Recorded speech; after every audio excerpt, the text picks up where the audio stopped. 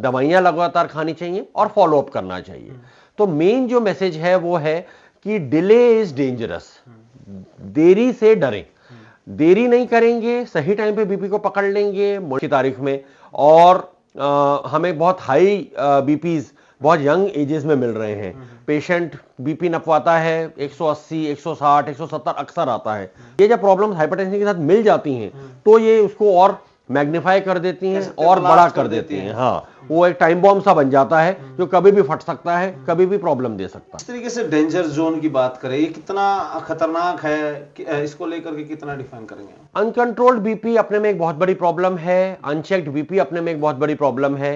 BP के मरीज common होते जा रहे हैं, यंग एजेस में बहुत कॉमन हो गया है आज की तारीख में, और हमें बहुत हाई बीपीज बहुत यंग एजेस में मिल रहे हैं। पेशेंट बीपी नपवाता है 180, 160, 170 अक्सर आता है। पेशेंट से हिस्ट्री लेते हैं कि जी आपको बीपी की परेशानी है, तो वो ये बोलते हैं कि नहीं ऐसा तो कोई प्रॉब्लम नहीं है।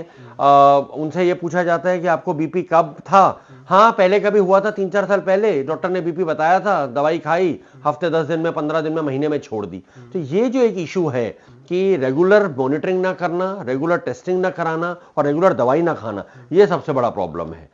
और दूसरा प्रॉब्लम है जब हाइपरटेंशन और प्रॉब्लम्स के साथ मिलके आता है, जैसे कि स्मोकिंग, जैसे कि बढ़ा हुआ वजन, जैसे कि डायबिटीज, जैसे कि आज की तारीख में जो बहुत ज्यादा बाहर खाने का हो गया है, जिसमें काफी अनहेल्दी चीजें खाई जाती हैं। ये जब प्रॉब्लम्स हाइपरटेंशन के साथ मिल जाती हैं तो ये उसको और मैग्नीफाई कर देती हैं और बड़ा कर देती हैं। हाँ, वो एक टाइम बॉम्ब सा बन जाता है जो कभी भी फट सकता है, कभी भी प्रॉब्लम दे सकता है। बिल्कुल। इसे लाइफस्टाइल में किस तरीके से हम कर सकते हैं, इसको बैलेंस करने के लिए क्या?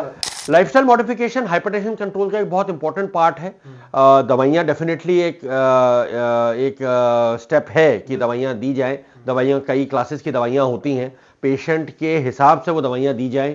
कुछ दवाइयाँ हैं कि ये ABCD जो भी क्लासेस की दवाइयाँ कोई भी दे दी जाए, पर कुछ पेशेंट्स ऐसे हैं जिनमें एक पर्टिकुलर दवाई बेहतर सूट करेगी। अगर उनका पल्स रेट ज़्यादा है तो कोई पर्टिकुलर दवाई सूट करेगी। अगर उनको डायबिटीज़ है या यूरिन में प्रोटीन आ रहा है तो एक पर्टिकुलर बीपी की दवाई सूट करेगी। अगर उनको प्रोस्टेट की प्रॉब्लम साथ में है तो कोई पर्टिकुलर बीपी की दवाई यूज़ करेगी। तो इसके लिए बेटर है कि एक नेफ्रोलॉजिस्ट या एक क्वालिफाइड फिजिशियन या कार्डियोलॉजिस्ट से संपर्क करके हाइपरटेंशन की मैनेजमेंट करी जाए, और उसके साथ साथ good exercise, weight control and salt का जो कंट्रोल है, सॉल्ट इनटेक, उस पे बहुत ध्यान देने वाली बात। फोकस कैसे किया जाए, इसको मैनेज कैसे कर सकते हैं?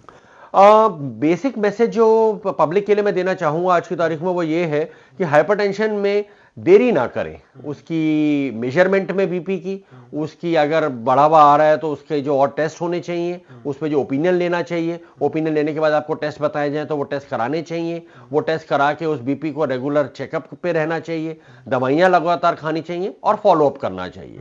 तो मेन जो मैसेज है वो है कि डिले इज डेंजरस, देरी से डरें। देरी नहीं करेंगे, सही टाइम पे बीपी को पकड़ लेंगे, मॉनिटर करते रहेंगे, दवाई खाते रहेंगे, टेस्ट जैसे जैसे डॉक्टर बोलेंगे, क्वालिफाइड प्रैक्टिशनर बोलेंगे, उसको फॉलो करते रहेंगे, तो ये चीज प्रॉब्लम सॉल्व हो जाएगी। पर अगर ऐसा नहीं करेंगे, सोचेंगे नहीं मेरे को तो था, ठीक हो गया होगा, या मुझे लक्षण नहीं आ रहे तो ये ठीक चल रहा होगा, या मैं टेस्ट क्यों कर रहा हूं, इस टेस्ट का क्या फायदा है, या इसमें फालतू खर्चा है, ये डॉक्टर साहब ने टेस्ट एवं ही लिख दिए, ये सब प्रॉब्लम के पॉइंट्स।